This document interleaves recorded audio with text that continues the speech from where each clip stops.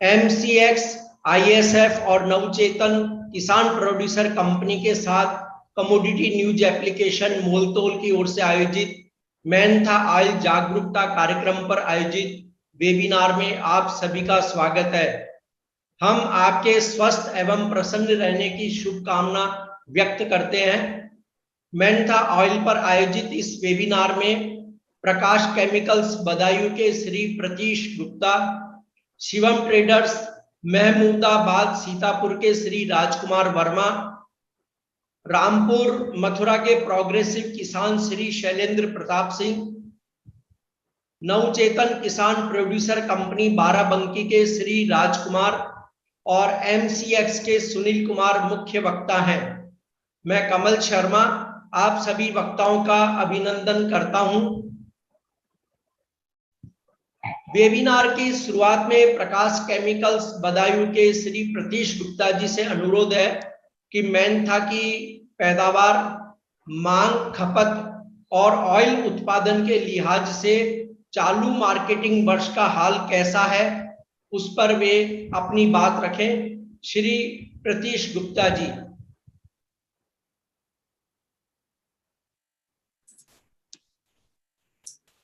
नमस्कार सभी लोगों के लिए। आवाज आ रही है मेरी? हेलो हेलो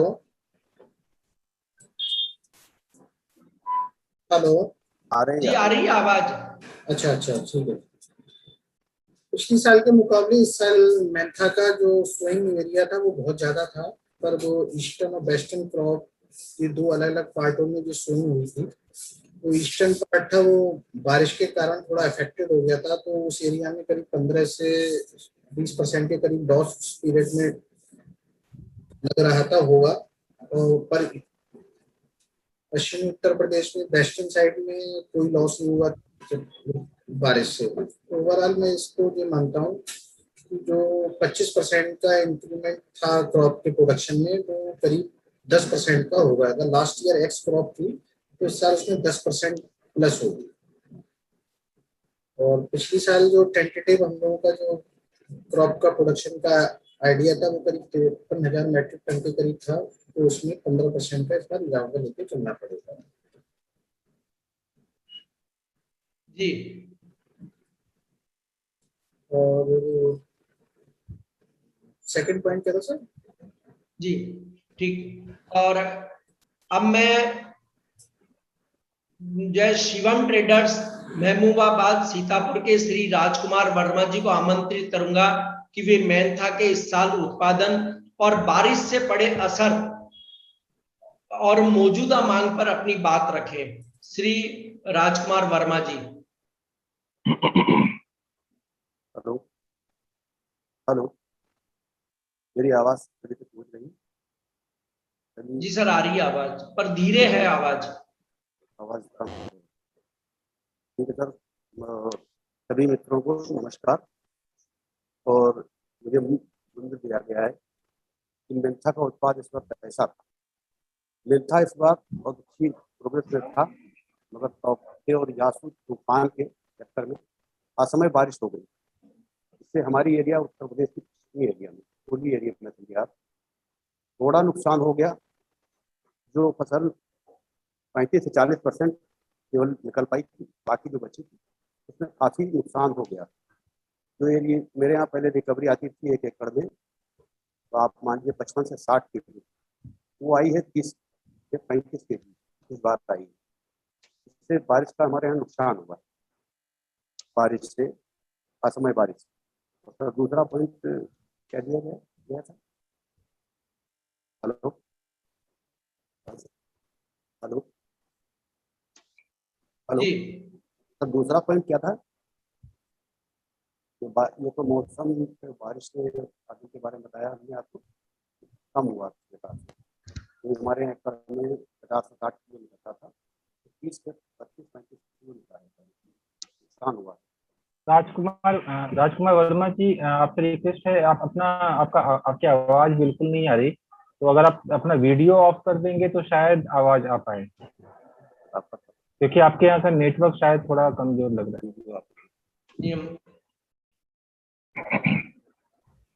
डाल दो तो।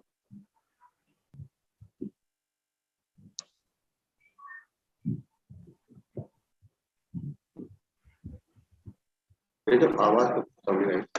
अरे हेलो, हाँ जी सर कहिए। पहुंच रही है आवाज ना? हाँ अब आवाज बहुत अच्छी है।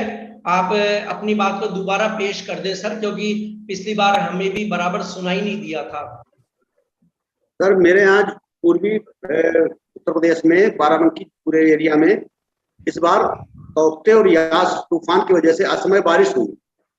इससे केवल मेरे यहाँ 25-30% फसल ही पेराई हुई थी। शेष पेराई में काफी नुकसान हो गया। जो रिकवरी हमारे यहाँ 1 एकड़ में 60-65 किलो आती थी, वो 30 किलो ही आई। इसलिए इसमें नुकसान हुआ काफी मेरे यहाँ बाराबंकी एरिया में। मैं अपने एरिया का बता रहा हूँ। और सर क्या दूसरा कोई प्रश्न था आपका? हेलो, हाँ सर, दूसरा प्रश्न? नहीं प्रश्न आपसे हम पैनल के डिस्कस के दौरान लेंगे, लेकिन अब हम आगे बढ़े उससे पहले मैं एमसीएक्स के श्री सुनील जी से आग्रह करूंगा कि वे मेंथा कॉन्ट्रैक्ट्स के बारे में और इसकी जो खासियत है, क्यों एमसीएक्स में मेंथा ट्रेड से जुड़ना चाहिए, उस पर वे अपनी बात रखें। श्री सुनील जी। धन्यवाद सर। मैं अगर एक अपना प्रेजेंटेशन थोड़ा शेयर करना चाहूँगा, ज़्यादा ब्रीफली उससे हम बात करेंगे कि हमने क्या अभी चेंजेस किया है। एक्चुअली अगर देखा जाए तो मेंथा तेल में व्यापार एमसीएक्स में कई साल से हो रहा है। 2005 में इसमें काम स्टार्ट हुआ था मेंथा तेल में, तब से लगातार इसमें अच्छा काम हुआ है। बट बीच में कुछ चेंजेस करने की वजह से, जो कि कुछ कंप्लायंसेस थे जिसको फुलफिल करने के दरमियान मेंथा तेल के कॉन्ट्रैक्ट में थोड़ी फेरबदल करनी पड़ी थी। तो उसके चलते बाजार में मेंथा के फ्यूचर्स कॉन्ट्रैक्ट में वॉल्यूम थोड़ा कम हो गया था। अभी हमने वापस इस पे जोर डाला है और इस कॉन्ट्रैक्ट में एक मॉडिफिकेशन किया है, ताकि जो छोटे व्यापारी और मीडियम साइज के व्यापारी और किसान एफपीओज जो ट्रेड नहीं कर पा रहे थे, क्योंकि कॉन्ट्रैक्ट का साइज 6 ड्रम हो गया था, अभी हमने वापस कॉन्ट्रैक्ट का साइज घटा के 2 ड्रम कर दिया है, जो कि एक एफपीओ के लिए, जहां तक हमें अनुमान है कि 2 ड्रम 4 ड्रम तक 6 ड्रम तक भी एफपीओ अपना मेंथा तेल अपना पैदा कर लेते हैं एक साल में। तो इसकी वजह से अब इसमें एफपीओ का पार्टिसिपेशन करना इजी हो गया। और जो ट्रेडर्स और ट्रेडिंग कम्युनिटी के लोग हैं, मार्केट से जुड़े हुए लोग हैं, स्टॉकिस्ट हैं, जो 6 ड्रम में काम नहीं कर पा रहे थे, उनके लिए भी काम करना अब आसान हो गया है। तो इन सभी वजहों से हम वापस जो लोगों ने इसमें काम करना बंद कर दिया था, उनसे मैं अनुरोध करूंगा कि ये कॉन्ट्रैक्ट को दोबारा देखें। बाकी का सिस्टम पुराना जैसा ही है। बाकी हमने क्वालिटी में या वेयरहाउसिंग में कोई बड़ा छेड़छाड़ नहीं किया है, और इसमें कॉन्ट्रैक्ट साइज कम होने की वजह से अब ज्यादा अच्छा काम अभी ऑलरेडी हम देख रहे हैं कि काम इसमें मॉडिफिकेशन के बाद काफी इम्प्रूव हुआ है, और हमें उम्मीद है कि आगे आने वाले टाइम में और भी इम्प्रूवमेंट इसमें होगा।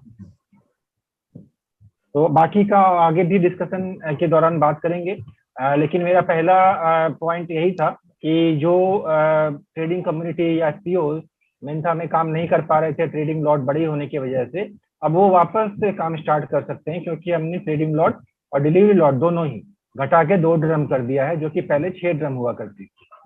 तो इस वजह से मुझे लगता है कि अब लोगों को वापस इसमें ध्यान देना चाहिए, आना चाहिए। और आगे का डिस्कशन एफपीओ से रिलेटेड जो भी है वो हम आगे करेंगे। ओवर टू यू कमल जी।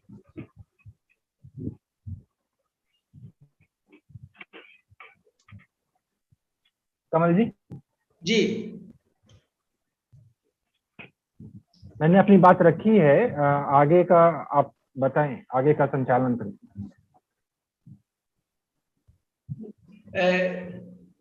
सुनील जी, आपकी अगर ये हो गया है प्रेजेंटेशन, तो स्क्रीन आप वहां से नहीं, हाँ नहीं, प्रेजेंटेशन मैंने अभी किया नहीं है। मैंने सिर्फ आपके सवाल का जवाब दिया।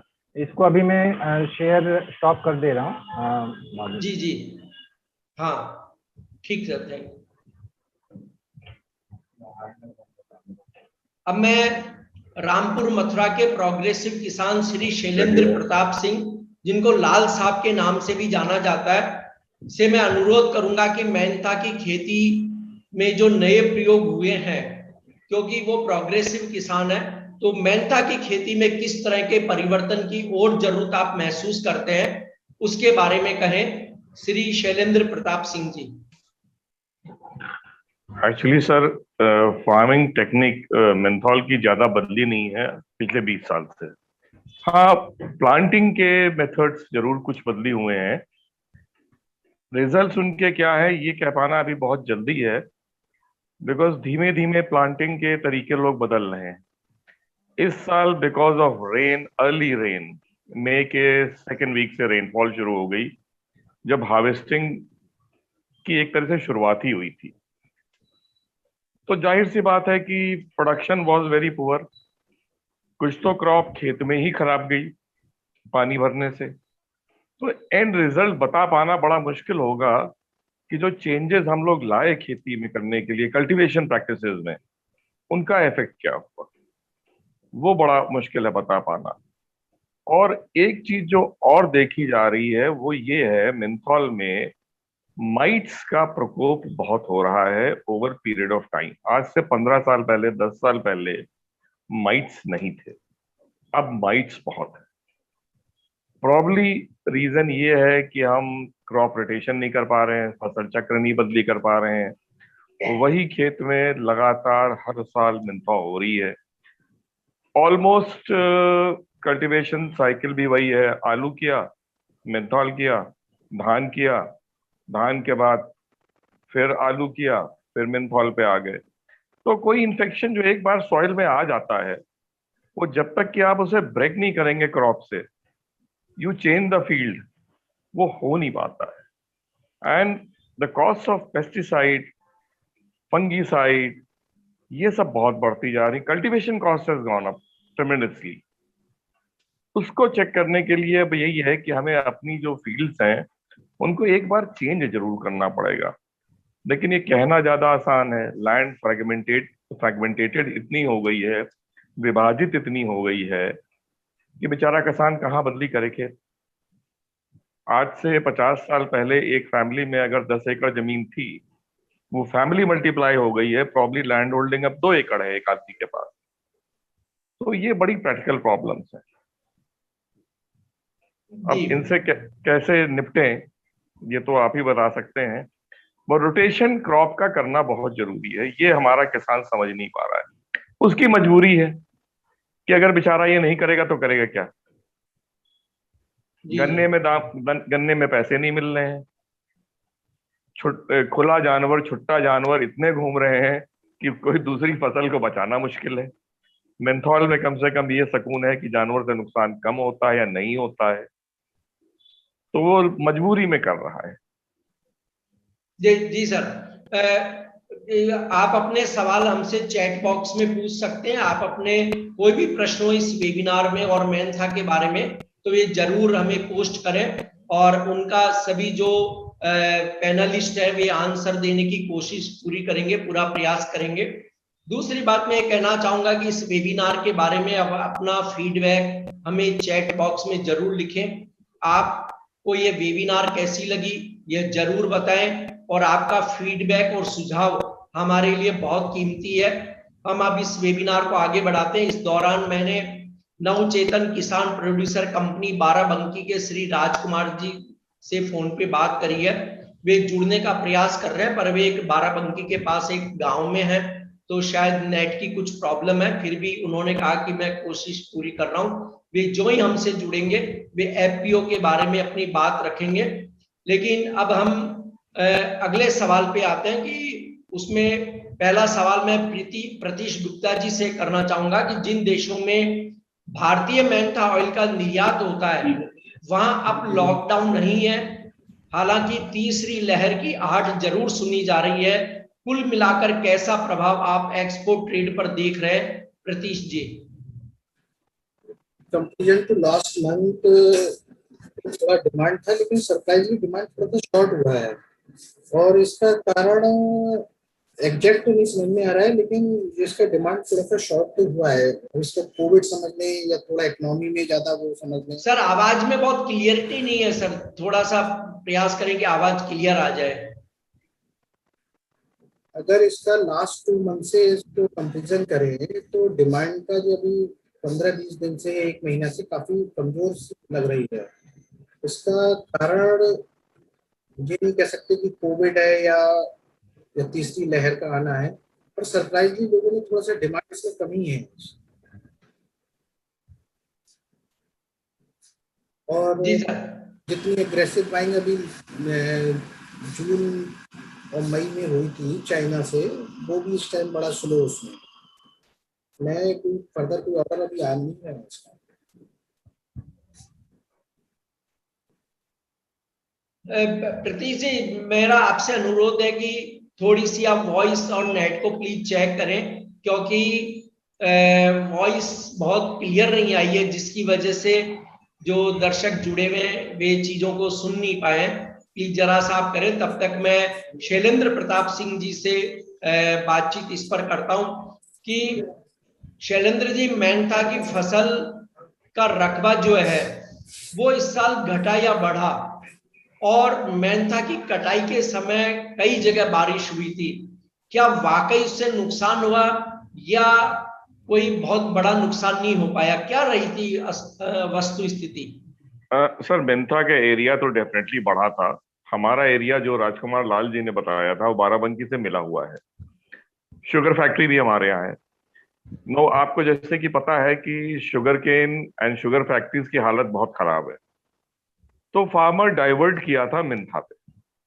फरवरी में गन्ना लगाया जाता है, फरवरी में ही मेंथा लगाया जाता है, तो they had switched over to mentha. लेकिन अनफॉर्चुनेटली जब हार्वेस्टिंग का टाइम आया तो प्रीमेच्योर बरसात शुरू हो गई। और शायद राजकुमार लाल जी तो गलत कह रहे हैं या शायद कम बता रहे हैं। मैंने तो खुद देखा है, मेरे पड़ोस में कुछ लोग ऐसे थे जिन्होंने खेत से मेंथा काटी ही नहीं, जोती दी। इतना पानी भर गया था कि उसमें कोई फायदा नहीं निकला उनको। कटाई का, टंकी के पेराई का, लेबर का कोई फायदा नहीं निकल रहा था। तो दे डिसाइडेड कि it's better to plough than to harvest the crop. So the loss was, sir, much more phenomenal than what Mr. Rajkumar Raj is saying. At least in this Barabanki, Mahmudabad tehsil area. Ji ji sir, धन्यवाद। और राजकुमार वर्मा जी, आपसे सवाल है कि sir Mentha oil का उत्पादन इस साल लगभग कितना बैठा है, क्योंकि लगभग क्रशिंग खत्म हो चुकी है, और बारिश से पहले जो आपका अनुमान था वो क्या था, और बारिश के बाद हालात कैसे रहे ऑयल उत्पादन पर? क्योंकि जैसे लाल साहब ने भी कहा है कि फसल को बारिश से डैमेज हुई है, और तो उत्पादन के जो डेटा है वो भी चेंज हुए हैं। तो आप क्या कहेंगे Rajkumar ji? Sir last year से जो उत्पादन हुआ तो उससे अधिक उत्पादन होना चाहिए था, क्योंकि एरिया बड़ी थी और जो गोल्डन फसल लगी थी उसकी रिकवरी ज्यादा थी, इसलिए बढ़नी चाहिए थी। मगर जो असमय बारिश हुई, हमने बताया था पिछली बार भी, जो असमय बारिश हुई उसमें काफी नुकसान हुआ। ऐसे कुछ नुकसान ज्यादा हुए कि जिस कुछ एरिया में तो कुछ निकला ही नहीं, कुछ खेतों में जिनमें निकला उसमें काफी कुछ कम निकला। तो अब तो अनुमान हमें ये लग रहा है कि जो हुआ होगा तो वो 50 के अंदर ही होगा, 50 के अंदर ही होगा। पिछली बार तो उम्मीद थी कि 55-60 जाएगा, मगर जो प्रोडक्शन हुआ होगा वो 50,000 टन के अंदर ही होगा, 45-50 के रेंज में होगा। जी जी प्रतीक जी, आपका क्या अनुमान है कि मेंथा ऑयल का उत्पादन लगभग इस सीजन में कितना रहा होगा? क्योंकि बारिश के पहले अनुमान अलग थे और बारिश हुई, इसमें फसल को काफी कई जगह नुकसान की खबरें हमने सुनी थी। जो हम लोगों का कैलकुलेशन करने का या एरिया कैलकुलेट करने का तरीका है, उस हिसाब से हम लोग करीब 57,000 का अप्रोक्सीमेट इसका उत्पादन है। लास्ट ईयर जो हमने कैलकुलेशन करी थी वो 53,000 मीट्रिक टन के आसपास तो ऊपर करीब 10 से 15% का इजाफा ही मान रहे हैं क्रॉप को देखते हुए। ये बात सही है कि बाराबंकी साइड में सबसे ज्यादा लॉस हुआ था, लेकिन जो हमारा वेस्टर्न यूपी है, इसमें उसमें एरिया भी ज्यादा था, तो इसने उस लॉस को कहीं ना कहीं पूरा जरूर कर दिया।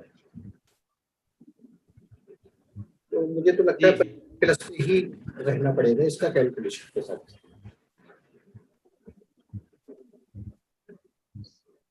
सर, आपकी आवाज जो है, मैं चाहूंगा कि उसको थोड़ा सा वॉल्यूम को प्लस कर ले, ताकि आवाज बहुत क्लियर आ पाए और हम उस पर जो अब आ रही है सर? जी, अब तो आ रही है सर।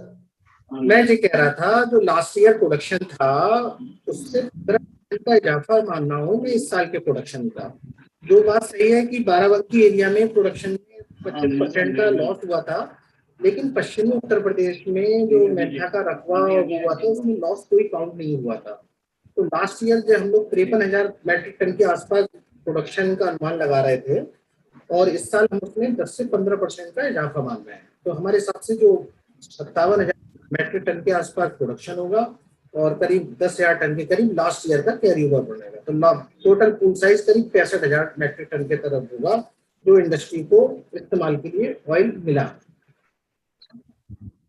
जी राजकुमार जी, मेंथा ऑयल की अगर हम बात करें एक्सपोर्ट के पर हम चर्चा करें, लेकिन एक्सपोर्ट की डिमांड कैसी है और डोमेस्टिक मार्केट में घरेलू मांग कैसी देखने को मिल रही है इस समय? स्पोर्ट के विषय में तो हमें बहुत अच्छी जानकारी नहीं है कि स्पोर्ट में क्या मांग है, क्या डिमांड है, मगर जो मार्केट चल रहे हैं, इस मार्केट में डिमांड जो चल रही है स्पोर्टरों की, उससे एहसास हो रहा है कि कहीं अच्छी डिमांड नहीं है। मतलब बाहर लोकल में ही अच्छी खपत है, बाहर डिमांड यदि अच्छी होती तो यहाँ लोकल मार्केट में भी माल की डिमांड अच्छी होती। बाकी इस डिमांड के जो विदेशी मांग है उसके विषय में प्रतीश जी अच्छा बता पाएंगे, मुझे इस बारे में बहुत अच्छी जानकारी नहीं है। जी जी और सर, अगर हम ये कहें कि जो बीता साल था, आपने कहा कि बीते साल उत्पादन नहीं दिखता, तो जो वर्ष अभी खत्म हुआ था वो वर्ष कैसा रहा था मेंथा ऑयल के उत्पादन और डिमांड के लिए?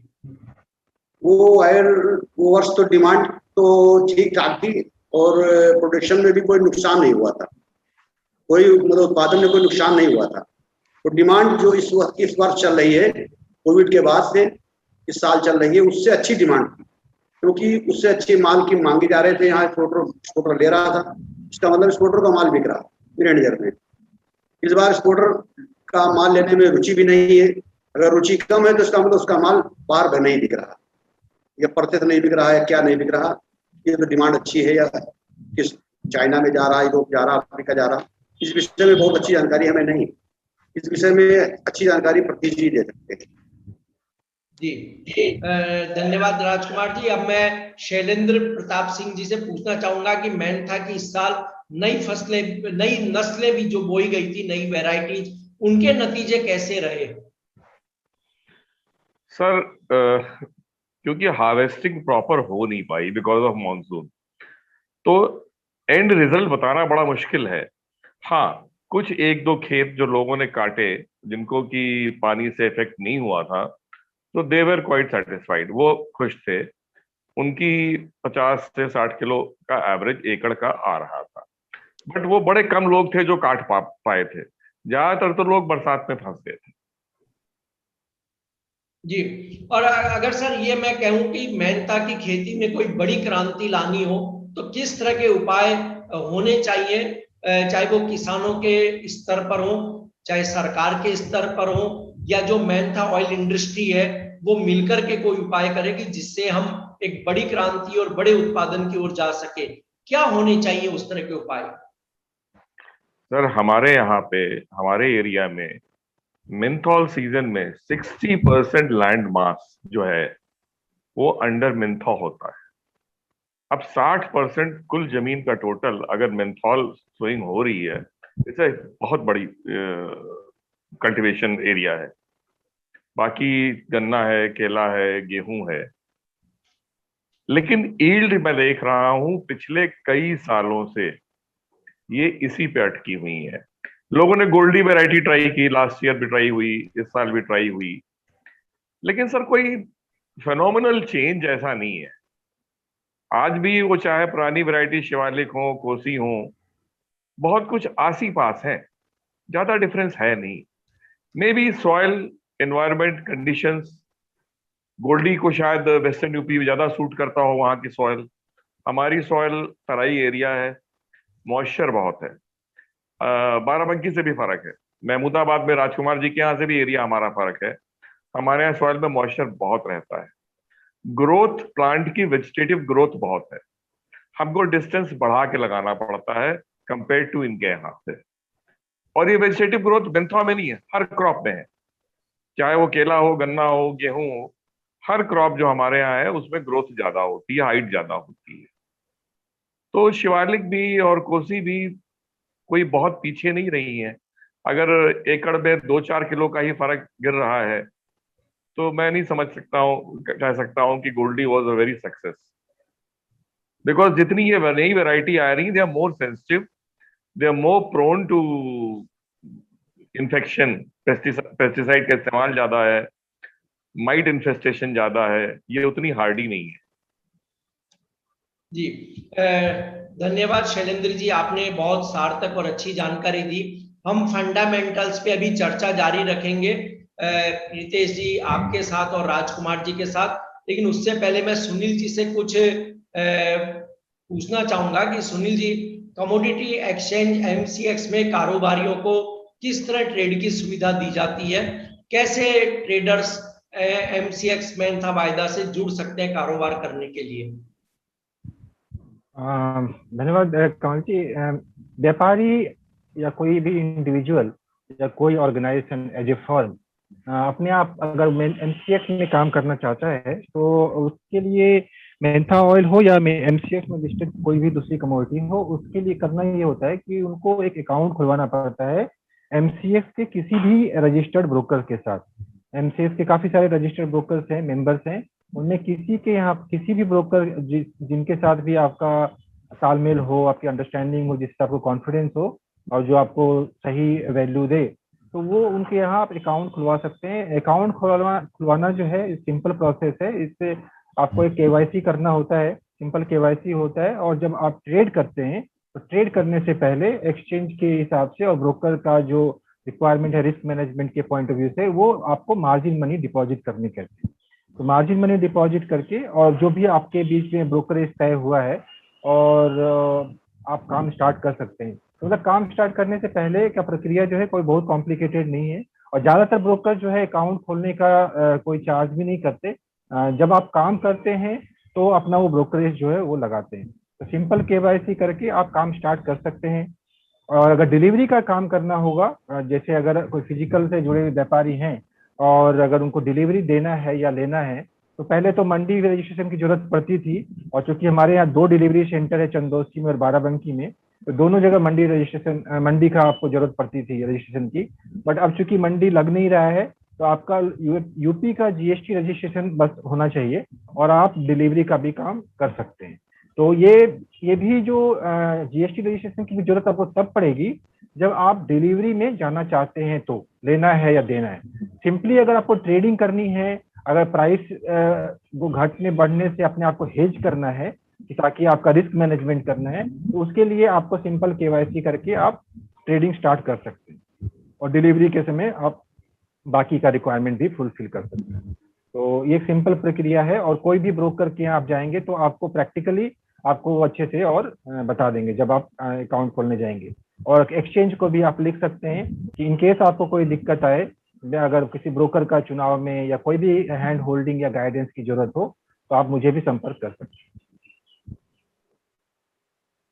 आपका म्यूट है आपका। सुनील जी, मैं आपसे एक आग्रह करूंगा कि आप अपना जो मोबाइल नंबर है या जो कांटेक्ट नंबर है जहां ट्रेडर या फार्मर्स आपसे संपर्क कर सके, वो जरूर ग्रुप में आप चैट बॉक्स में पोस्ट कर दें और आपसे हम चर्चा जारी रखेंगे। लेकिन इस बीच मैं बताऊं कि नवचेतन किसान प्रोड्यूसर कंपनी बाराबंकी के श्री राजकुमार जी हमसे जुड़े हुए हैं।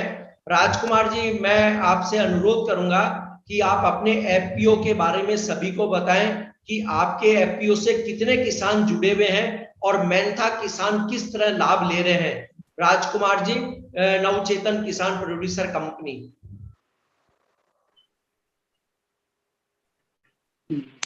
जी, हमारे नवचेतन किसान प्रोड्यूसर कंपनी में 1016 मेंबर्स इस समय जुड़े हुए हैं।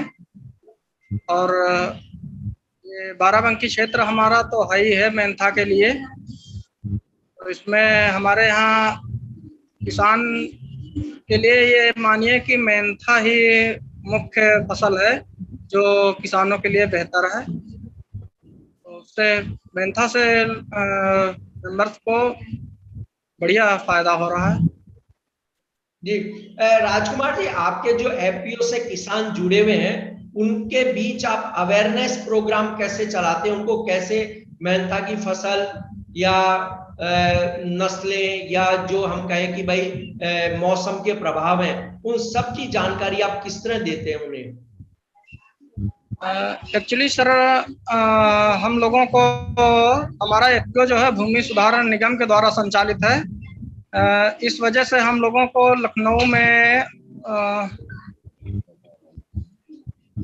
जी लखनऊ में सीमैप के द्वारा हम लोगों को इसकी कई बार जो है ट्रेनिंग इसकी दी गई, जानकारी दी गई। और इसमें हम किसानों को लेकर के भी गए उनकी जानकारी के लिए। तो वहीं से जो है हम लोगों को इसकी जानकारी मिलती है कि कैसे जो है इसकी रोपाई करें, इसकी किस्में क्या क्या लगाएं, कौन सी किस्म से कितना ज़्यादा फायदा होगा और समय किस किस्म में कितना कम ज़्यादा है। सर राजकुमार जी, मैं आपसे एक सवाल और पूछना चाहूंगा कि आपके जो एफपीओ से मेंथा ऑयल के किसान जुड़े हुए हैं, उनका प्रोडक्ट आपके एफपीओ के जरिए ही सेल होता है बाजार में, तो क्या आपने एमसीएक्स से जुड़ने की कभी कोशिश करी? क्योंकि एमसीएक्स एफपीओ को अनेक लाभ देता है जिनके बारे में सुनील जी अभी जिक्र करेंगे भी। तो क्या आपने कभी एमसीएक्स से जुड़ने का प्रयास किया या जुड़े हुए हैं? सर हमने प्रयास किया था। हमारे यहाँ पर एमसीएक्स से श्री नील मुखर्जी सर जी जो है हमारे यहाँ पर 3 मीटिंगें भी करवाई किसानों के बीच में आकर के उनको जो है इनके फायदे बताए कि कैसे जो है इसमें जुड़ा जा सकता है और कैसे इसमें व्यापार किया जा सकता है। लेकिन सर इसका प्रोसीजर ये है कि जैसे कि वेयर हाउस ले जाने के लिए 5 ड्रम की आवश्यकता होती है, तो एफपीओ के माध्यम से अभी वो हो नहीं पा रहा सर। जी धन्यवाद राजकुमार जी। लेकिन अब मैं सुनील जी की ओर रुख करूंगा कि सुनील जी, एमसीएक्स में एफपीओ सीधे कैसे कारोबार कर सकता है और उन्हें एक्सचेंज क्या क्या सुविधाएं देता है? क्योंकि राजकुमार जी ने जो बात कही उसमें मुझे लगता है कि उन चीज का समाधान होना चाहिए अभी। जी, इसलिए कि एफपीओ में इतनी बड़ी एफपीओ के पास है नहीं कि सर एक ये नहीं, इस पे आपको सुनील जी अभी बताएंगे कि एमसीएक्स में एफपीओ सीधे कैसे कारोबार कर सकते हैं और उन्हें एक्सचेंज क्या क्या सुविधाएं देता है जिनका लाभ राजकुमार जी आप ले सकते हैं। सुनील जी अभी बताएंगे सर। जी सर, धन्यवाद कमल जी। राजकुमार जी, पहले तो मैं आपको एक बात को अपडेट करना चाहता हूं कि आपने जो बोला कि 5 ड्रम लाना पड़ता है, आपकी जिस समय की आप बात बोल रहे हैं उस समय एमसीएक्स में मेंथा ऑयल की जो डिलीवरी लॉट था वो 5 ड्रम नहीं 12 ड्रम था। तो आपने एक्चुअली कम ही करके बोला है, एक्चुअली और ज्यादा था। मतलब 12 ड्रम से कम की डिलीवरी नहीं थी, 12 करेंगे और उसके बाद फिर 24 करेंगे। अभी जो हमने कॉन्ट्रैक्ट में जो चेंज किया है, अभी हमें उसके बारे में चर्चा कर भी रहा था स्टार्टिंग में, तो किसान एफपीओ और जो छोटे मंझोले साइज के व्यापारी हैं उनको ही ध्यान में रख के हमने कॉन्ट्रैक्ट का साइज ट्रेडिंग के लिए भी और डिलीवरी के लिए भी, दोनों के लिए ऑलरेडी हमने काफी कम कर दिया और वो आज के दिन में सिर्फ 2 ड्रम है, मतलब 360 किलो। तो एक तो पहला आपका ये जो क्वेश्चन जो आपके मन में ये शंका थी वो मैंने दूर करने की कोशिश की। अब दूसरा मैं कमल जी के सवाल पे जाता हूँ। कोई म्यूट करेंगे क्या? थोड़ा डिस्टर्बेंस आ रही है। हाँ, अब मैं जाता हूँ कमल जी के सवाल पे। तो एफपीओ के लिए एक्सचेंज हम लोग काफी सारे एडिशनल सुविधाएं सिर्फ और सिर्फ एफपीओ को सिर्फ और सिर्फ एफपीओ के लिए हमने की है। और ये सुविधा बड़े से बड़े एक्सपोर्टर प्रोसेसर या इवन की फार्मर के लिए भी, इंडिविजुअल फार्मर के लिए नहीं है, सिर्फ और सिर्फ एफपीओ के लिए है। वो ये है कि पहली बात तो जो असेइंग का, जो क्वालिटी टेस्टिंग का जो चार्जेज है, जो कि ज्यादातर 3250, दो तरह के हमारे यहाँ पे 2 लैब है, एक 3250 रुपया लेता है 12 ड्रम का, एक 5000 रुपया लेता है। उसमें आपको जो भी टेस्टिंग कराएंगे वो पहले आपको एक्सचेंज रीइंबर्स करेगी। तो मतलब आपको ये चार्जेस इनडायरेक्टली आपको पहले तो देना पड़ेगा, फिर आप जब बिल दे देंगे एक्सचेंज को तो वो आपको रीइंबर्स हो जाएगा। तो एक तो आपको ऐसे ही चार्ज नहीं देना है। दूसरा, वेयर हाउस रेंट, जैसे आप एमसीएक्स में जब माल लाएंगे डिलीवरी के लिए तो आप जनरली हफ्ता दिन 10 दिन पहले लाना पड़ता है, क्योंकि उसमें क्वालिटी टेस्टिंग सब करनी पड़ती है, क्वालिटी टेस्टिंग का रिपोर्ट आता है, तो उसमें थोड़ा टाइम जाता है। तो हफ्ता 10 दिन जो भी आप मेंथा तेल रखेंगे हमारे यहाँ पे, उसमें जो वेयर हाउस रेंट लगेगा वो भी आपको रीइंबर्स कर दिया जाएगा। कॉस्ट ऑफ बैग हो, ड्रम हो, सारे जो कॉस्ट जो एफपीओ को खर्च होते हैं वो सारे हम लोग रीइंबर्स कर देते हैं। ट्रांसपोर्टेशन का जो खर्चा, जैसे मान लीजिए कि बाराबंकी में हमारा डिलीवरी सेंटर है, कोई फतेहपुर से या कोई सीतापुर से लेके आता है, तो उसका जो ट्रांसपोर्टेशन में जो खर्चा होगा उसका भी हम लोग 50%, आधा हम लोग रीइंबर्स कर देते हैं। और आपको मैं बात करते हुए बता रहा था कि जो ब्रोकर आपको ब्रोकरेज चार्ज करेगा, तो जैसे आपने मान लो कोई XYZ ब्रोकर के साथ आपने अकाउंट खोला, आप ट्रेड कर रहे हैं, तो मान लीजिए अपने 2000 रुपया या 5000 रुपया आपको चार्ज किया, तो वो चार्जेज भी एफपीओ को हम लोग एक्सचेंज रीइंबर्स कर देते। इसके अलावा अभी तो मंडी टैक्स नहीं है, वो भी अगर होता तो वो भी हम लोग रीइंबर्स कर देते हैं। तो इसके अलावा और भी जो चीजें हैं, एक तो ऐसे है कि मार्क टू मार्केट होता है वो कॉन्सेप्ट, कि जो घटबड़ होता है मार्केट में, उसके लिए भी जो फंडिंग की जरूरत पड़ती है, वो फंडिंग भी एक्सचेंज आपको प्रोवाइड करती है क्लियरिंग कॉर्पोरेशन के थ्रू। तो आप अगर पूरी तरह से देखेंगे तो एफपीओ को एमसीएक्स में पार्टिसिपेट करने का ऑलमोस्ट कुछ खर्च है ही नहीं, मतलब एक्सेप्ट कि आप अपने यहाँ से जो ट्रांसपोर्टेशन करके लाएंगे उसमें जो आपको भाड़ा लगेगा वो आधा भाड़ा आपको देना पड़ेगा, आधा एक्सचेंज देगी। उसके अलावा ना आपको क्वालिटी टेस्टिंग का खर्चा देना है, ना रेंट देना है, ना ब्रोकर्स फी देना है, और भी 2-3 और भी छोटे छोटे खर्चे, वो सारे खर्चे जो हैं एफपीओ को एक्सचेंज रीइंबर्स कर देती है। तो राजकुमार जी, आपको मुझे उम्मीद है कि इससे आपको दोनों ही चीजों का समाधान मिला होगा। एक तो जो 5 ड्रम या 12 ड्रम की बात कर रहे थे वो भी नहीं है, 2 ड्रम में तो आजकल शायद सारे, जहां तक मैं जानता हूँ, सारे एफपीओ 2 ड्रम में काम करने में सक्षम है, 2 से ज्यादा ही पैदा कर लेते हैं। तो वो हो गया, और खर्चे भी कुछ नहीं है।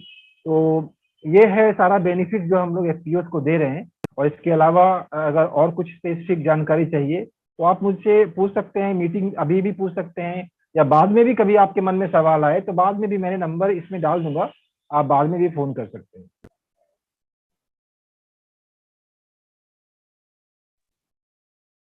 जी सुनील जी, अब देखिए मैं फिर से कहना चाहूंगा कि इस वेबिनार के बारे में आप अपना फीडबैक हमें चैट बॉक्स में जरूर दें, क्योंकि आपका फीडबैक और सुझाव हमारे लिए बेहद कीमती है।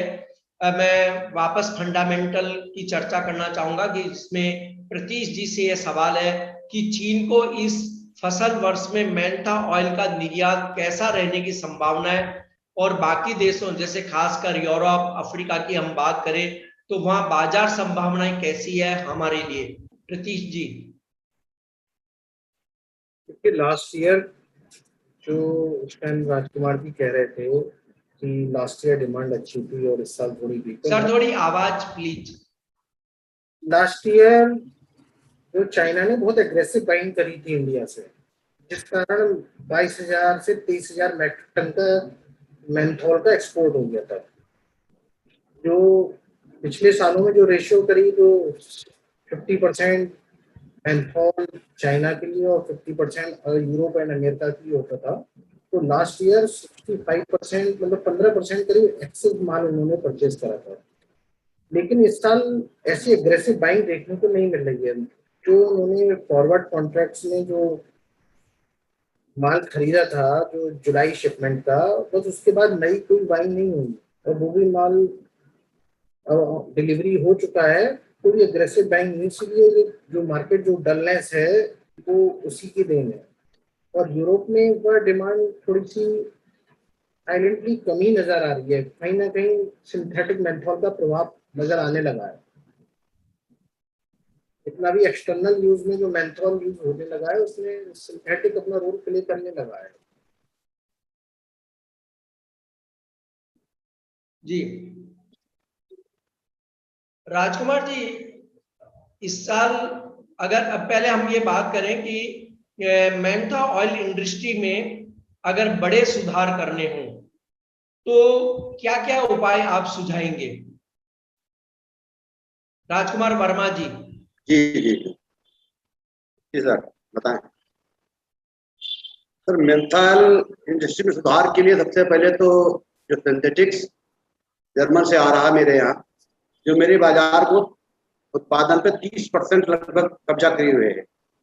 अगर सिंथेटिक्स की आयात बंद कर दिया जाए तो हमारे यहाँ किसान भी सुखी रहेगा, ट्रेडर भी सुखी रहेगा और उत्पादन की डिमांड भी अच्छी जाएगी अपने यहाँ भी बाहर भी। कि चल रहा सिंथेटिक्स ज्यादातर, तो उससे लोग अपने ओरिजिनल माल को कम लगाते हैं, कम लेते हैं, महंगा पड़ता है, थोड़ा सिंथेटिक्स सस्ता पड़ता है। इन सब कारण है, ऐसे कारण है जिससे हमारा जो ये व्यवसाय धीरे धीरे खत्म होता जा रहा है, कमजोर होता जा रहा है। जी ये आपने लोकल की बात कही, लेकिन हम अंतर्राष्ट्रीय स्तर को भी देखें तो वहां भी जो हमारा नेचुरल मेंथा है उसे सिंथेटिक मेंथा से एक चुनौती पूर्ण सामना करना पड़ता है। जी। क्या ऐसी बात हो कि नेचुरल मेंथा जो भारत में पैदा होता है वो अंतर्राष्ट्रीय बाजार में सिंथेटिक मेंथा से बढ़त ले ले? अब इसका उपाय सर यही है कि अपने आप प्रोडक्शन की क्वालिटी और बढ़ाई जाए, कुछ ऐसे पेपरमिंट की नई फसल, नई वो प्रजात आ जाए जिससे लागत कम लगे, प्रोडक्शन बढ़ जाए किसान का। जब लागत कम लगेगी, प्रोडक्शन बढ़ जाएगा तो सस्ता माल बाजार में आ जाएगा। सस्ता माल आ जाएगा तो हम उससे कंपटीशन कर सकते हैं। यही एक कारण है कि जब कोई नई प्रजात आ जाए, उसकी क्वालिटी अच्छी हो, रिकवरी अच्छी हो और ज्यादा एवरेज में आ जाएगा अगर माल, तो किसान को भी फायदा होगा और ट्रेडर भी सस्ता माल लेके एक्सपोर्ट कर सकता है, एक्सपोर्टर को दे सकता है। जी मगर फिलहाल जो आज की समस्या बनी हुई है वो समस्या सिंथेटिक्स ज्यादा है, वो आयात भी होता है। इसका जवाब मैं दे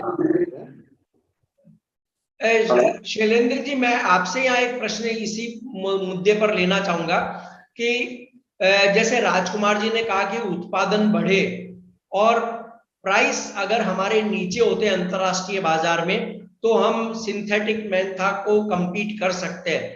तो सर, जो अभी जैसे मध्य प्रदेश के भी कुछ इलाकों में बुआई होती है, खेती होती है मेंथा की, बिहार में भी कुछ जगह होती है, क्या इसमें खेती का विस्तार होना और नई बीज डेवलप होना, नई पौध आना, वो हो सकता है या नहीं हो सकता काम इस पर?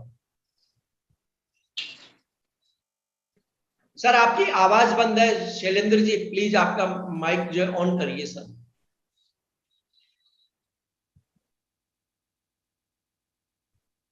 शैलेंद्र जी, आपकी वॉइस बंद है सर वहां पर। हेलो। हाँ सर, अब आवाज आ रही है। सर, ये तो सही है, बिहार ज्यादातर जड़ें मेंथॉल की हमारे यहाँ से जाती है। ये जड़ का बहुत बड़ा व्यापार, इनफैक्ट ऑयल से बड़ा व्यापार जड़ का हमारे यहाँ है। बाकायदा डीसीएम फुल ट्रक्स लद के बिहार और एमपी जाते हैं हमारे यहाँ से। अक्सर किसान ने जड़ बेच के ज्यादा पैसा कमाया है, ना कि मेंथॉल ऑयल बेच के। You will be surprised with that. और सर, जहां तक सिंथेटिक मेंथा का सवाल है, सुन तो मैं भी रहा हूं, because I am a farmer, मुझे उसका ऐसे कोई इल्म नहीं है। But if you go back into history तो आप देखिए, आज से 70-80 साल पहले इंडिगो फार्मिंग होती थी, नील कोठी कहते थे। ब्रिटिशर्स कर रहे थे इंडिगो फार्मिंग और सडनली जर्मनी ने ही केमिकल इंडिगो बना दिया और ओवरनाइट इंडिगो फार्मिंग खत्म हो गई। ओवरनाइट इंडिगो फार्मिंग खत्म हो गई।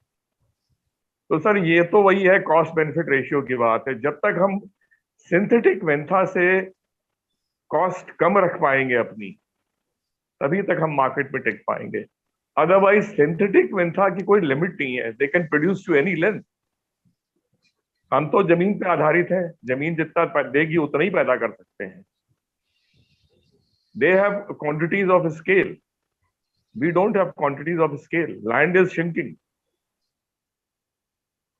जी कॉस्ट ही कम करके उनसे compete कर सकते हैं अगर हमारी कॉस्ट सिंथेटिक मेंथा से कम है। अब वो प्रोडक्शन बढ़ के हो सकती है, कल्टीवेशन कॉस्ट कम होके हो सकती है, ज्यादा रेजिस्टेंस वैरायटी हो जो पेस्ट इन्फेस्टेशन कम हो, क्योंकि सर आप किसी भी किसान से पूछिए पेस्ट इन्फेस्टेशन बहुत है। पहले हमारे यहाँ स्प्रे नहीं होता था, आज से 20 साल पहले। अब तो साहब 4-4, 5-5 स्प्रे होते हैं, फिर भी पेस्ट फ्री क्रॉप नहीं हो पाती है। जी धन्यवाद शैलेंद्र जी। मैं प्रतीश जी से प्रश्न पूछना चाहूंगा कि क्या जो मेंथा ऑयल के नए बाजार कैसे डेवलप हो सकते हैं? नए बाजार जो बाहर, अभी हम मान लीजिए यूरोपियन संघ के कुछ देशों को भेजते हैं, अमेरिका है, चाइना है, लेकिन बहुत सारी दुनिया में तो काफी देश है और हम कई देशों तक अपना एक्सपोर्ट नहीं कर पाते, लेकिन उनको जरूरत है मेंथा की, तो वो नए बाजार कैसे डेवलप हो सकते हैं? सुनील जी, पहले तो मैं जो पीछे का जो सवाल था उसका एक जवाब देता हूँ कि मेंथा को हम इंटरनेशनल मार्केट से कंपटीशन कैसे लाएं सिंथेटिक से। तो इसका एक सबसे बड़ा कारण है कि हमें अपनी कॉस्ट ऑफ कल्टीवेशन को कम करना है। तो मैं वेबिनार के माध्यम से आग्रह करना चाहूंगा कि कोई ना कोई ऐसा पत्र लिखा जाए कि जो मनरेगा में खेती होती है उसमें मेंथा को जोड़ दिया जाए। एक बहुत बड़ी निराई और कटाई और बुआई की जो कॉस्ट है वो उसकी कम हो जाएगी। दूसरी बात, क्योंकि हाई रूट्स मटेरियल जो मार्केट में अवेलेबल थे, जैसे फॉर एग्जांपल गोल्डन, जिसने इसको इसके रिकवरी फैक्टर को बहुत बढ़ाया था। इस बार उसमें चूंकि एक बूस्टर नहीं लग पाया, इसलिए वो और मार्केट में पहले ही डिलीवर्ड हो गई। जो मूल व्यापार जो लोग क्या कहते हैं उसका रूट्स का करते हैं, उन्होंने जल्दीबाजी में डिलीवर्ड कर दिया। तो जो 3 साल बाद एक बूस्टर लगता है वो नहीं लग पाया। तो हम लोगों की इंडस्ट्री इस बात में प्रयास है रत है जो हम 65 किलो एकड़ की जगह हम इसकी 85 किलो एकड़ की प्रोडक्शन कर दें, क्योंकि कहीं ना कहीं हमारे सामने एक डेविल सिंथेटिक मेंथा के रूप में खड़ा तो हो गया है। उनका प्राइस $10 है, हम लोग अभी $15 के आसपास है। बैरियर नॉर्मल है, ऐसा नहीं है कि हम उसको कम्पिटिट नहीं कर सकते। और सिंथेटिक मेंथा चोरी छुपे में जाके बिकता है, ओपनली नहीं मिलता किसी भी और कोई भी कंपनी उसको सिंथेटिक मेंथा करके प्रोडक्ट बाई नहीं करती है। वो सिर्फ अपनी कॉस्ट ऑफ प्रोडक्शन को कम करने के लिए उसको 30 या 20% यूज करती है। डायरेक्ट कोई कंपनी में नहीं है कि जो इंटरनल यूज या एक्सटर्नल यूज के लिए मेंथा को सिंथेटिक मेंथा करके यूज कर सके। तो कहीं ना कहीं सिंथेटिक मेंथा का व्यापार जो है वो बाकी करने वाला व्यापार है। ऐसा नहीं है कि ओपनली इसको क्या कहते हैं सिंथेटिक मेंथा सामने वाला। आज भी जो सिंथेटिक मटेरियल इंपोर्ट होता है उसको फिर दोबारा रिक्रिस्टलाइज करके उसे नेचुरल की कंप्लीटली बनाना पड़ता है, तो जाके यूज होता है। अभी हमारी रिसर्च इंस्टीट्यूट से हमारी इंडस्ट्री बात कर रही है, कोई ना कोई व्हाइट पेपर इस पे छपेगा कि ये पता आइडेंटिफाई करा जाए कि नेचुरल मेंथा और सिंथेटिक मेंथॉल में क्या डिफरेंस है। और हम लोग इसमें बिल्कुल ही पूरी कोशिश में कर रहे हैं। हो सकता है 6-7 महीने में हमें पॉजिटिव बोल मिल जाए कि हम इस पर कोई व्हाइट पेपर कर लें। हमारी जो एसोसिएशन है वो गवर्नमेंट को अप्रोच लगातार कर रही है, जो इंडिया में 6000 मेट्रिक टन क्रिस्टल जो आ रहा है इस पे एंटी डंपिंग लगाई जाए। क्योंकि कहीं ना कहीं भारत सरकार का विजन तो रहता ही है कि किसानों की आय बढ़े। मेंथा एकमात्र ऐसी खेती है जो साल में 3 खेती लेने के लिए लोगों को प्रोत्साहित करती है, क्योंकि ये सर्टेन पीरियड में ही पैदा हो पाती है। अब मैं आपके मूल सवाल पे आता हूँ कि इसके मार्केट को कैसे डेवलप करा जाए। जी हमारी इंडस्ट्री बहुत हद तक जी चाइना मार्केट पे डिपेंड हो गई है। वो ही इसको रीफिनिश करते हैं और पूरे वर्ल्ड बाजार में बेचते हैं। कि हमारी इंडस्ट्री को टैक्स रोटेशन से बचना चाहिए और अपना मूल प्रोडक्ट इसका फाइनल क्रिस्टल को ही बेचना चाहिए। 1 साल या 2 साल प्रॉब्लम जरूर क्रिएट होगी, लेकिन आने वाले टाइम में हम चाइना की बैसाखी से हट जाएंगे और इंडिया पूरे वर्ल्ड में क्रिस्टल का मार्केट डेवलप हो जाएगा। और मैं एक बात और बता दूं, पूरे वर्ल्ड में जैसे बाराबंकी एरिया है, ये एरिया मेंथा पे सबसे सुटेबल एरिया है क्योंकि यहाँ नहर का पानी से सिंचाई होती है। ऐसा क्लाइमेट और इस तरीके का नेचुरल रिसोर्स पूरे इंडिया में, आप बिहार चलो क्रॉप पैदा करते हैं, लेकिन वहां पे उतना आउटपुट या उतना प्रोडक्शन नहीं आ पाता जितना इसका कैलकुलेटेड प्रोडक्शन है। अगर इसका सही तरीके से प्रोडक्शन हो तो इससे आप 100% अचीवमेंट ले सकते हैं। अब जैसे हम लोगों के यहाँ क्या है, तो जड़ें पैदा करने वाले किसान हैं, इनको आज तक कभी ट्रेन ही नहीं करा गया कि इसमें से जो बैड पार्टिकल्स या जड़ों में डेवलप हो जाते हैं वो कैसे उसको दोबारा जनरेट होने से रोका जाए। तो मेरा पहला प्रश्न ये है कि इस इंडस्ट्री से को मैं सजेस्ट करता हूँ, एक तो मनरेगा से इसका टाई अप होना चाहिए, दूसरा इसका रूट्स मटेरियल बहुत फाइन क्वालिटी का डेवलप होना चाहिए। इसके लिए हमारी एसोसिएशन CSIR और RIL से लगातार कोऑर्डिनेट कर पा रही है। शायद बाराबंकी में राजकुमार जी को पता हो, एक हम लोगों का एक प्रोग्राम उधर चल भी रहा है जिसमें कैसे सिंचाई प्रोडक्शन ऑफ कॉस्ट को कम करा जाए, कैसे उसमें गैप इतना रखा जाए कि उसमें सिंचाई कम हो, या थोड़ा सा रूट्स को कैसे रीजनरेट करा जाए। कम से कम पेस्टिसाइड यूज करने के ही मैं फेवर में रहता हूँ, और जिससे उसमें ज्यादा पेस्टिसाइड यूज करने से करने ही फर्क आता है। जी प्रीतीश जी, थैंक्स आपको। और मैं राजकुमार वर्मा जी से एक अहम सवाल पूछूं उससे पहले मैं सुनील जी से आग्रह करूंगा, उनसे एक बात पूछना चाहूंगा कि MCX के मेंथा कॉन्ट्रैक्ट में लॉट साइज और डिलीवरी मैकेनिज्म के बारे में वे अपनी बात रखें कि किस तरह से ये इनमें जो परिवर्तन हुआ है उसके बारे में बताएं सभी को। बहुत बहुत धन्यवाद। ये लॉट साइज का तो मैंने जैसे जिक्र अभी थोड़ी देर पहले किया था, इसमें जो पहले लॉट साइज था ट्रेडिंग और डिलीवरी लॉट, वो 6 ड्रम का था। अभी हमने उसको कम करके 2 ड्रम का किया कि आप ट्रेडिंग भी 2 ड्रम में कर सकते हैं और डिलीवरी भी 2 ड्रम में कर सकते हैं। तो ये तो हो गया ट्रेडिंग और डिलीवरी लॉट की बात। जब आप ट्रेडिंग जो आप MCX में पार्टिसिपेट करते हैं तो ये कॉन्ट्रैक्ट है डिलीवरेबल, मतलब अगर आप एक्सपायरी तक अगर कॉन्ट्रैक्ट में हैं तो आप डिलीवरी दे सकते हैं और डिलीवरी ले सकते हैं। लास्ट के 5 डेज में, जो कॉन्ट्रैक्ट का लास्ट 5 डेज होता है वर्किंग डेज, उसमें सेलर जो है, जो बेचने वाला होता है, वो किसी भी दिन डेट ऑफ हिज चूजिंग वो डिलीवरी बायर को मार्क कर सकता है। मान लीजिए 30 को अगर एक्सपायरी है कॉन्ट्रैक्ट का, तो और अगर सारे वर्किंग डेज हैं तो 30, 29, 28, 27 और 26 इसमें से किसी भी दिन वो डिलीवरी मार्क कर सकता है और बायर को डिलीवरी लेनी होती है। बायर को ऐसा है कि बायर को डिलीवरी का डेट चूज करने का ऑप्शन नहीं है। बायर को जब भी सेलर डिलीवरी मार्क करेगा तो उसको डिलीवरी लेनी होती है, और एक्सपायरी के दिन जो है उस दिन किसी के पास कोई ऑप्शन नहीं होता है, ना सेलर के पास कोई ऑप्शन है ना बायर के पास कोई ऑप्शन है। सेलर को डिलीवरी देनी होती है और बायर को डिलीवरी लेनी है। तो ये तो है चॉइसेस की बात और कैसे डिलीवरी का टाइमिंग डेट्स के बारे में। जब टाइम डिलीवरी का एक्सपायरी आता है, जब आपको डिलीवरी देनी होती है, तो पहले चूंकि एक्सचेंज का एक क्वालिटी पैरामीटर है, इसके हिसाब से आपके क्वालिटी आपकी कमोडिटी का होनी चाहिए।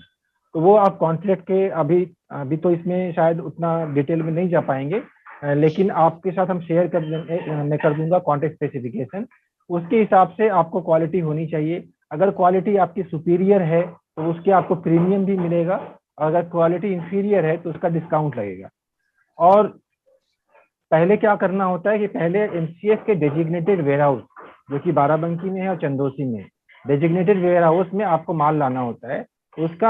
उसमें जो आप माल लेके आएंगे, जनरली आप 2 ड्रम की भी डिलीवरी कर सकते हैं, बट जनरली चूंकि कॉस्ट ऑफ डिलीवरी कम करने के लिए हम लोग जो सैंपल निकालते हैं वो ज्यादा बड़ी क्वांटिटी में निकालते हैं, जनरली 12 ड्रम में एक सैंपल निकालते हैं। तो पहले अगर किसी ने 12 ड्रम लेके आए तो हम एक, हमारे वहाँ पे एक इंफ्रास्ट्रक्चर है जिसमें हम 12 ड्रम पूरी की पूरी एक टैंक है, उस टैंक में खाली करते हैं, उसको स्टर करते हैं ताकि वो होमोजीनियस हो जाए पूरी क्वांटिटी, और होमोजीनियस करने के बाद उससे एक सैंपल निकालते हैं, और सैंपल निकालने के बाद टैंक से सारा माल वापस उस ड्रमों में भर दिया जाता है।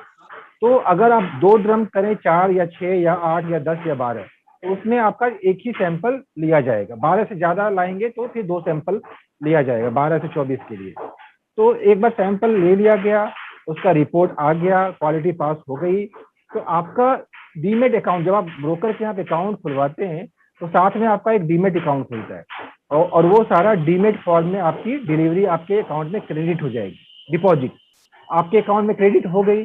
अब आप जब भी डिलीवरी देना चाहेंगे उस दिन आपने ब्रोकर के थ्रू वो अपने अकाउंट से डिलीवरी आप बायर के अकाउंट को, आप अपने ब्रोकर को इंस्ट्रक्शन दे देंगे, आपकी डिलीवरी वहाँ पे वो आपको फैसिलिटेट कर देगा। तो ये तो है कि आप कैसे क्वालिटी टेस्ट करा के आप डिलीवरी दे सकते हैं। और अभी जो हमने एडिशनल प्रोसेस जो डाला है होमोजीनियस बनाने का, वो एक नया प्रोसेस है, बाकी सारे पहले वाले ही प्रोसेस। और 2 चीजें सिर्फ हमने इस बार नहीं की है, एक ट्रेडिंग और डिलीवरी लॉट कम किया है, और दूसरा कि हम जब पहले जो सैंपल्स लेते थे वो हर एक ड्रम में से थोड़े थोड़े मेंथा ऑयल लेके उसको हम एक सैंपल बनाते थे। अब जो है हम उसमें प्रॉब्लम ये आने का होता था, खतरा ये रहता था कि मान लीजिए आपने 10 ड्रम में से एक सैंपल निकालेगा 12 ड्रम में से, और हर एक ड्रम से थोड़े थोड़े आपने ले लिए, वो सैंपल तो हो सकता है कि पर्टिकुलर क्वालिटी में पास हो जाती है, बट हो सकता है कि उन 12 ड्रम में हो सकता है कोई 1 या 2 ड्रम हो जो इंफीरियर हो और 2-3 ड्रम हो जो बहुत सुपीरियर है। अब किसी बायर को डिलीवरी मार्क होगी तो किसी बायर को बायर नंबर 1 को अच्छी वाली क्वांटिटी जा सकती है, बायर नंबर 2 को खराब वाली क्वांटिटी जा सकती है, लेकिन उसको पैसे सबको नहीं देने पड़ेंगे क्योंकि क्वालिटी का रिपोर्ट एक ही है। अब वो हमने वो दूर कर दी है, अब जो है सारी क्वालिटी होमोजीनियस है, तो किसी को एक क्वालिटी रिपोर्ट के सामने जिन बायर्स को भी मार्क होगा वो सारे होमोजीनियस होगा, चाहे बायर 1, 2, 3, 4 जो भी जितने नंबर ऑफ बायर्स है। तो ये 2 चीजें हमने नहीं की है, और बाकी सिस्टम पुराना वाला ही है। अब 2 डिलीवरी सेंटर में कहीं भी डिलीवरी दे सकते जी। धन्यवाद सुनील जी। राजकुमार वर्मा जी, आपसे एक बहुत अहम सवाल है कि मेंथा ऑयल इंडस्ट्री में किसानों का सीधा बहुत बड़ा योगदान है, उपज से लेकर के तेल निकालने तक। क्या किसानों के पास जो मौजूदा संसाधन है वे इस इंडस्ट्री के विकास के लिए पर्याप्त है, या इन रिसोर्स को किस तरह बढ़ाने की जरूरत है? अभी तक तो जो संसाधन किसान के पास है उन्हीं से करता आया है, और ये संसाधन कुछ अगर तो गवर्नमेंट की तरफ से सब्सिडी में मिल जाए, या गवर्नमेंट इस प्रोटेक्शन पे सब्सिडी दे दे, तो हम सिंथेटिक से मुकाबला भी कर सकेंगे और मेरा माल उत्पादन में भी कम पड़ेगा। जैसे मान लीजिए सिंचाई के साधन में जो पंपिंग सेट आता है, सोलर पंपिंग सेट, वो गवर्नमेंट अप्रूव करवा दे बड़े किसानों को, या जो 5 एकड़ 6 एकड़ वाले हैं उनको सब्सिडी में दे दे, या बिजली के कनेक्शन सब्सिडी भी दे, बोरिंग सब्सिडी भी दे, उसके लिए खाद वगैरह सब्सिडी दे। और अगर इसी प्रकार सब्सिडी देगी तो हमारा माल उत्पादन भी बढ़ेगा और लागत भी कम आएगी, और गवर्नमेंट या पूरे सरकार को इससे फायदा भी मिलेगा कि हम सेंट्रल से कंपटीशन कर पाएंगे। तो प्रतीक भाई साहब ने कहा कि मनरेगा को इससे जोड़ दिया जाए, ये बहुत अच्छी बात है कि मनरेगा के लेबर को अगर जोड़ दिया जाएगा तो वो काम करता है, तो इससे जुड़ जाएगा तो किसान को कुछ आराम मिल जाएगी, उसको काम मिल जाएगा, किसान को लेबर चार्ज कम पड़ जाएगा कुछ।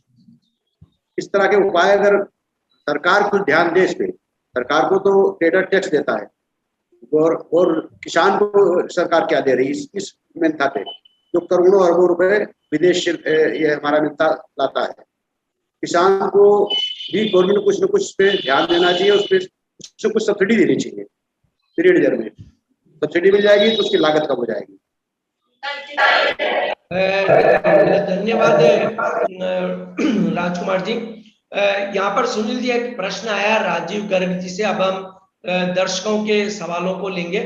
तो उन्होंने ये कहा कि एमसीएक्स पे ट्रेडिंग क्वांटिटी और डिलीवरी क्वांटिटी 180 केजी पर और बेटर काम भी हो सकता है क्या? इस बारे में एक्सचेंज में कोई विचार है इस तरह का करने का?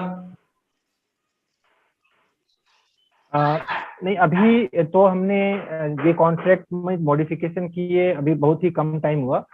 जुलाई कॉन्ट्रैक्ट पहला कॉन्ट्रैक्ट था जो अभी एक्सपायर हुआ है जस्ट अभी, और ये अगस्त कॉन्ट्रैक्ट और उसके आगे के जो कॉन्ट्रैक्ट चल रहे हैं वो अभी एक्सपायर होने बाकी है। तो अभी जस्ट हमने एक एक्सपायरी देखी है। तो आपका इनका सुझाव हम लोग जरूर आगे इस पर विचार करेंगे, लेकिन क्योंकि कॉन्ट्रैक्ट में बहुत ही फ्रीक्वेंट चेंजेस करना कई बार कंफ्यूजन पैदा करता है। तो हम, लेकिन इनका सुझाव अच्छा है, हम इस पर जरूर आगे विचार करेंगे। फिलहाल हम लोग 2 ड्रम का कॉन्ट्रैक्ट का दिसंबर, अगस्त, सितंबर, अक्टूबर, नवंबर, दिसंबर, जनवरी तक के कॉन्ट्रैक्ट ऑलरेडी लिस्टेड हैं, और आगे हम इससे देखते हैं कि क्या हो सकता है। जी शैलेंद्र जी, आपसे एक सवाल है। ये खालिद रियाज जी ने भेजा कि गोल्डन की यील्ड गुड है, अच्छी है, लेकिन जो ऑयल कंटेंट है वो बेहतर नहीं है। क्या ये वाकई ऐसी बात आई थी कि गोल्डन वैरायटी से कोई ऑयल कंटेंट में कमी दिखी? सर आपकी वॉइस बंद है वहां पर, प्लीज आप अपनी वॉइस प्लीज ऑन करिए सर।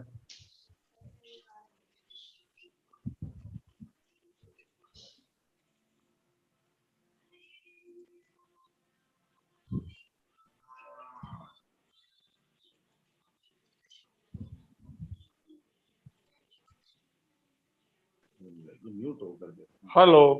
हाँ सर, अब आ रही है आवाज। सर हम तो लोकल बायर्स को ही बेचते हैं, तो वो जीएलसी वगैरह पे तो हम बेचते नहीं है। यहाँ पे क्या उसको उसने ले लिया, लेकिन बहुत कुछ डिपेंड करता है सर कि आपकी सॉइल की फर्टिलिटी क्या है, न्यूट्रिएंट्स क्या है सॉइल में। प्लांट लेता तो उन्हीं को है। अगर डेफिशिएंसी है न्यूट्रिएंट्स की, जो चाहे ट्रेसर एलिमेंट्स हो, बहुत चीजें हैं, तो ऑयल पे इफेक्ट तो डाल सकती हैं वो। पहले आप उनको पूरी खुराक तो दीजिए। खाली डीएपी, डाया, पोटाश और यूरिया यही सब कुछ नहीं है। सल्फर भी चाहिए, मैग्नीशियम भी चाहिए, आयरन भी चाहिए, मोलिब्डेनम चाहिए, बोरॉन भी चाहिए, कैल्शियम भी चाहिए। तो it's a composite kind of this thing fertiliser. उसके देने के बाद ही आप कंपैरिजन कर सकते हैं कि आपके सॉइल में ही कोई डेफिशिएंसी है, किसी चीज की कमी है, तो हो सकता है कि प्रोडक्शन में ऑयल क्वालिटी पुअर हो। जी, मैं नवचेतन के राजकुमार जी से पूछना चाहूंगा कि आपके एरिया में क्या गोल्डन वैरायटी जो है नस्ल, उसकी वहां खेती हुई या कोई और नए प्रयोग हुए आपके यहाँ खेती में?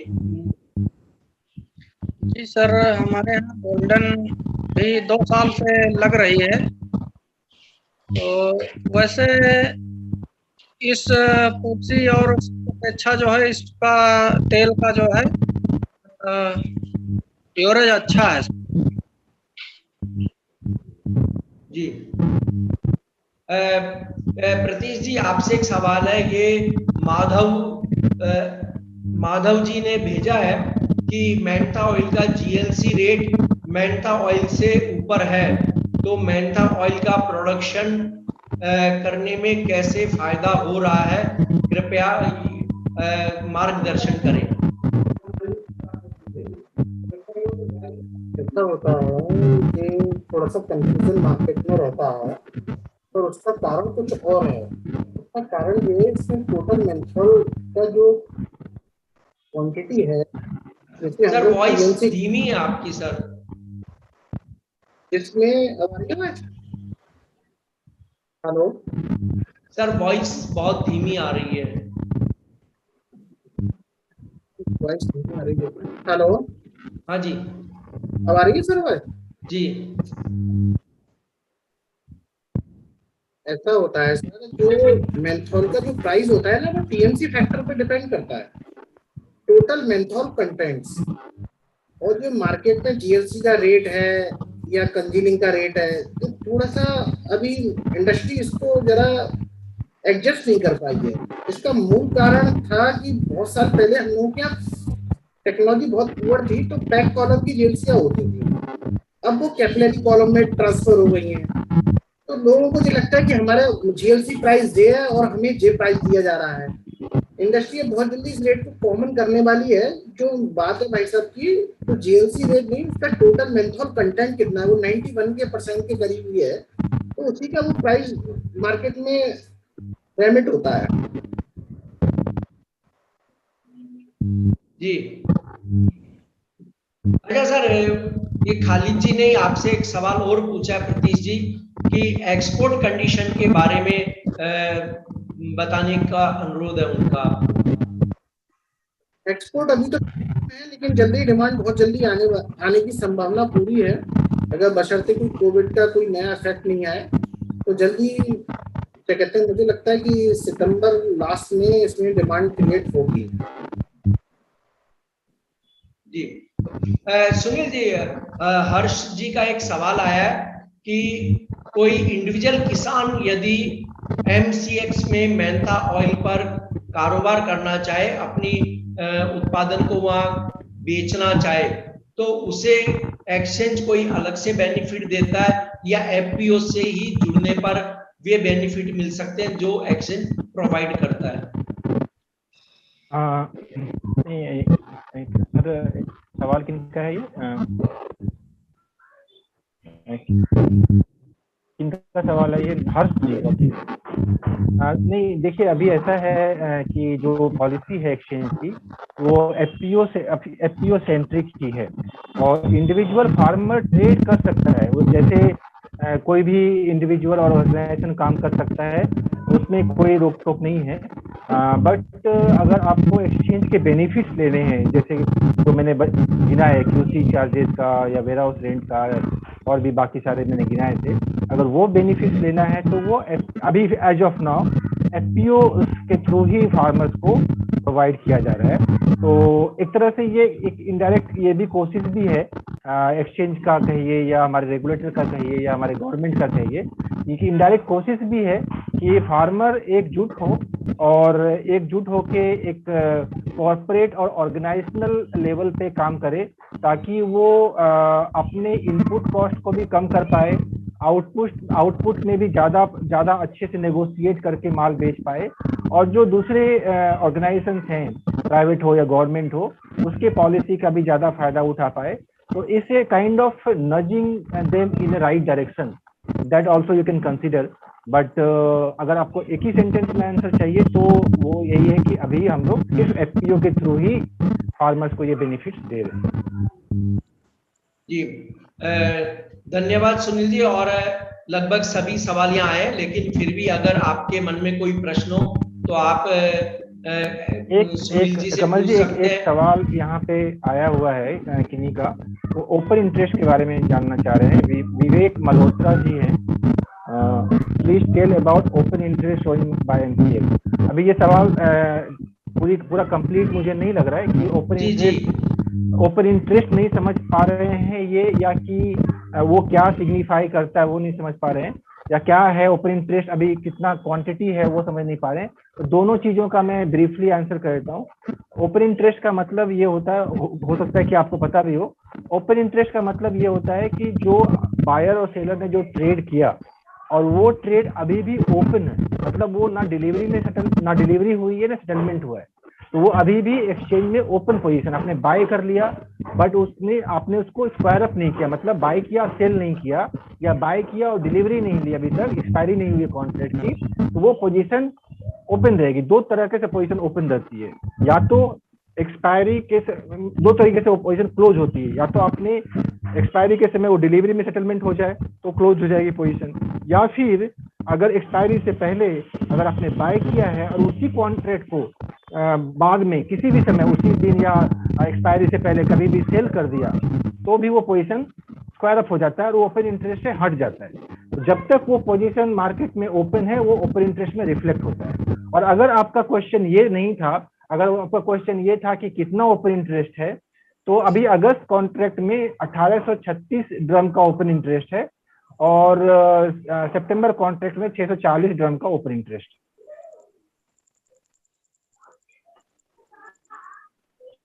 धन्यवाद। और कमल जी आप आगे का कार्य संचालन कर सकते हैं। जी कमल जी ओवर टू यू।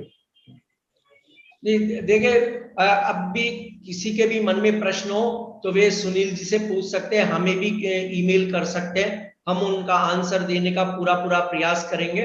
और इस वेबिनार का अब हम समापन करते हुए श्री प्रतीश गुप्ता जी, श्री राजकुमार वर्मा जी और श्री राजकुमार जी जो एफपीओ से हैं, सुनील जी जो एमसीएक्स से हैं और शैलेंद्र प्रताप जी जो एक प्रोग्रेसिव किसान है, मैं उन सभी का आभार व्यक्त करता हूं, धन्यवाद व्यक्त करता हूं। जो वेबिनार से जुड़े उनका भी हम आभार व्यक्त करते हैं। इस वेबिनार से संबंधित जो वीडियो है वे जल्दी ही मोलतोल इंडिया के यूट्यूब चैनल पे पोस्ट होंगे, जहां आप या अन्य साथी फिर से इसे देख सकते हैं कि किस तरह से वेबिनार में क्या बातें हुई। और इसी के साथ हम इसका समापन करते हैं। शुभ संध्या और आपका जो है स्वस्थ एवं प्रसन्न रहे आप और समृद्ध रहे, ऐसी शुभकामनाएं एमसीएक्स की ओर से और मोलतोल की ओर से। धन्यवाद।